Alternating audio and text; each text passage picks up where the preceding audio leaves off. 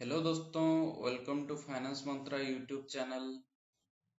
दोस्तों, corona virus के वजह से लोगों का इनकम लेस होने के वजह से लोग इनकम के हिसाब से ईएमआई पेमेंट नहीं कर पा रहे थे लोन का। उसके बदले रिजर्व बैंक ऑफ इंडिया ने लोन का जो रिपेमेंट के लिए ईएमआई रिपेमेंट के लिए मोराटोरियम निकाले थे, जो कि मोराटोरियम अप टू 6 महीना चला। अगस्त के बाद मोराटोरियम एंड हुआ। लोग एक्सपेक्ट कर रहे थे मोराटोरियम 3.0 आएगा, पर उसके बदले रिजर्व बैंक ऑफ इंडिया ने लोन रीस्ट्रक्चरिंग स्कीम लॉन्च किया, जिसको कि 2 दिन पहले HDFC बैंक ने भी लॉन्च कर दिया है। अगर आप HDFC बैंक के कस्टमर है और लोन रीस्ट्रक्चरिंग चाहते हैं तो इस वीडियो को फुल देखिए। दोस्तों, वीडियो शुरू करने से पहले आप सबको रिक्वेस्ट है, अगर इस चैनल पर न्यू है तो चैनल को सब्सक्राइब कीजिए और बेल बटन को ऑन कर दीजिए ताकि आने वाला वीडियो आप तक पहुंच सके। तो दोस्तों, लोन रिस्ट्रक्चरिंग स्कीम क्या है हम जान लेते हैं। तो दोस्तों, इंडिया में कोरोना वायरस की वजह से मार्च से हमारा टोटल लॉकडाउन हुआ था देश में, जिसके वजह से बहुत सारा बिजनेस जो है क्लोज हुआ था। उसके साथ साथ बहुत सारा लोगों का जॉब भी लॉस हुआ था। तो उसके लिए लोगों का लोन का जो ईएमआई रिपेमेंट नहीं कर पा रहे थे क्योंकि ना इनकम लेस था। उसी के लिए जो रिजर्व बैंक ऑफ इंडिया हमारा है, तो उन्होंने ईएमआई रिपेमेंट का ईएमआई मोराटोरियम निकले थे। तो मोराटोरियम 6 मंथ के बाद अगस्त में एंड हुआ। उसके बाद में रिजर्व बैंक ऑफ इंडिया ने लोन रीस्ट्रक्चरिंग स्कीम लॉन्च किया है। तो उसमें क्या है, तो आपका एग्जिस्टिंग लोन जो है, तो अभी का इनकम के हिसाब से एग्जिस्टिंग लोन को मोराटोरियम मिल सकता है। नहीं तो आपका एग्जिस्टिंग लोन और इंटरेस्ट मिला के न्यू लोन में कन्वर्ट हो सकता है, या फिर आपका 10 और 24 मंथ एक्सटेंड हो सकता है एग्जिस्टिंग 10। दोस्तों, मैं अभी HDFC बैंक का वेबसाइट में जाके आपको दिखाऊंगा कि HDFC बैंक लोन रिस्ट्रक्चरिंग में क्या क्या सब से मिलता है और उसका क्या क्या टर्म्स एंड कंडीशन और एलिजिबिलिटी क्या क्या है। तो दोस्तों, मैं HDFC बैंक का वेबसाइट पे आ गया। आप भी HDFC बैंक वेबसाइट पे जाके पता कर सकते हैं। HDFC बैंक वेबसाइट आने के बाद थोड़ा सा नीचे जाएगा, देखिए यहाँ पे लोन रिस्ट्रक्चरिंग FAQs है, तो वहाँ पे क्लिक करके आप उसका डिटेल्स ले सकते हैं।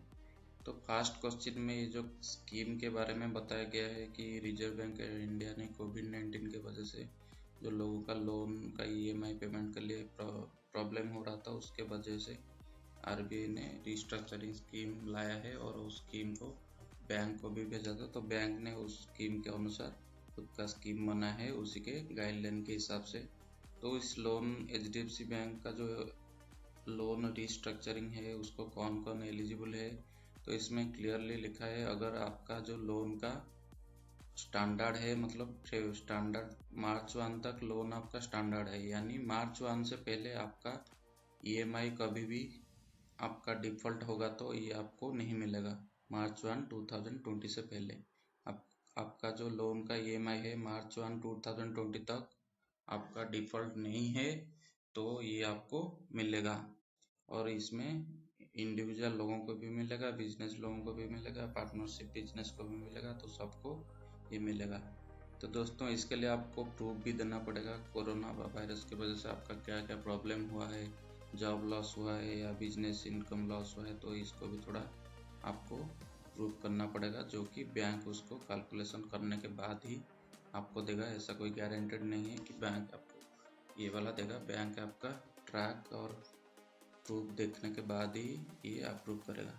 तो इसको अप्लाई करने कैसे आप इसको अवेल कर सकते हैं, तो इसको अवेल करने के लिए आपको इस वेबसाइट में एक लिंक आएगा। अभी वो लिंक आया नहीं, तो उस लिंक फिलअप करके आप अप्लाई कर सकते हैं। नहीं तो आप अपना बैंक का रिलेशनशिप मैनेजर से कांटेक्ट करके वहाँ पे भी अप्लाई कर सकते हैं। दोस्तों, जब लिंक आ जाएगा मैं भी आपको अप्लाई करके दिखाऊंगा लाइव, तो इसीलिए पहले से चैनल को सब्सक्राइब करके रखिए, जब वीडियो आएगा तब देख पाएंगे।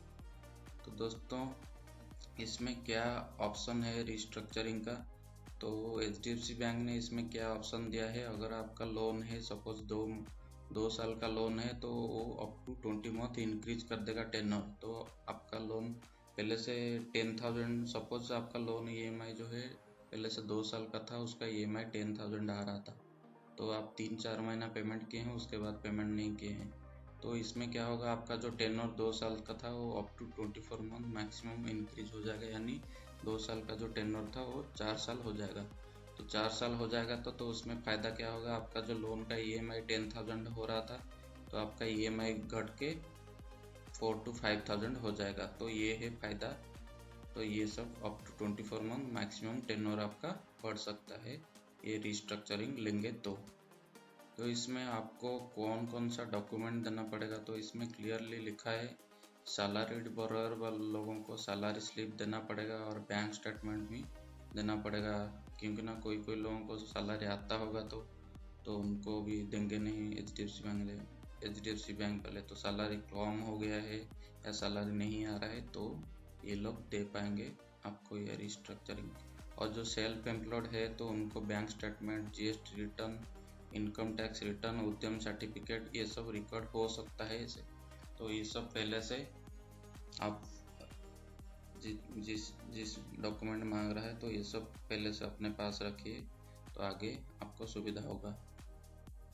तो इसमें क्या है, आपका सिविल स्कोर का क्या इम्पैक्ट पड़ेगा, तो उसमें क्या खुद लिखा है कि ये रिस्ट्रक्चरिंग लेंगे तो आपका सिविल स्कोर में रिस्ट्रक्चर दिखाएगा, यानी आपका सिविल स्कोर कम भी हो सकता है। तो कम भी हो सकता है नहीं, यानी कम भी होगा।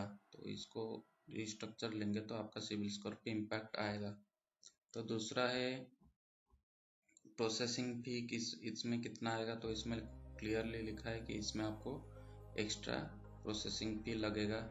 तो बैंक के ऊपर डिपेंड करता है वो कितना प्रोसेसिंग फी लगाता है या नहीं लगाता है।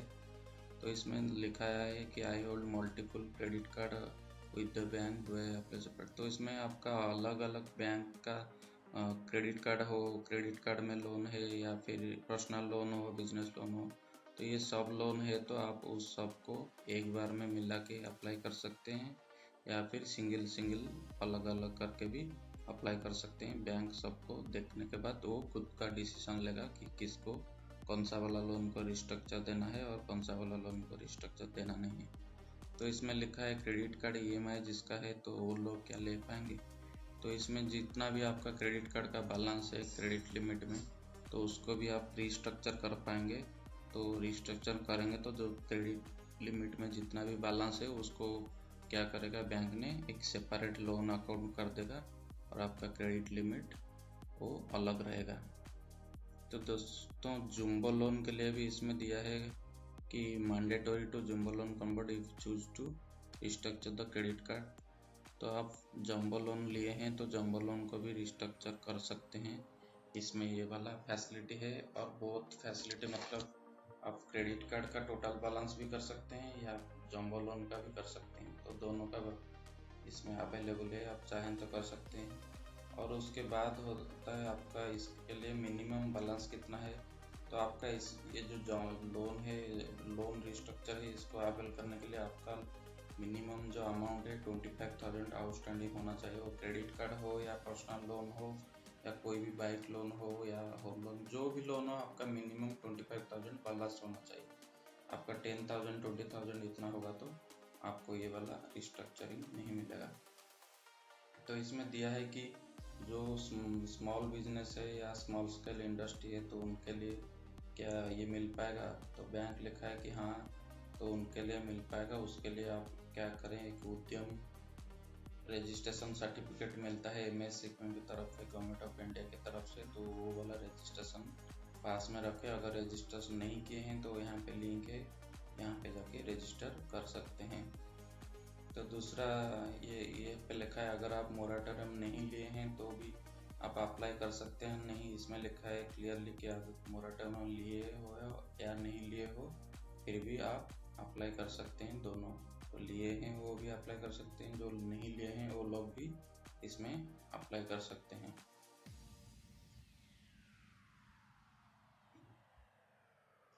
तो दोस्तों और इसमें लिखा है कि कौन कौन सा लोन इसमें एलिजिबल नहीं है, तो इसमें एग्रीकल्चरल पर्पज में जो सब लोन लिए हैं वो सब इसमें एलिजिबल नहीं है। तो एग्रीकल्चरल क्रेडिट सोसाइटीज वो भी एलिजिबल नहीं है।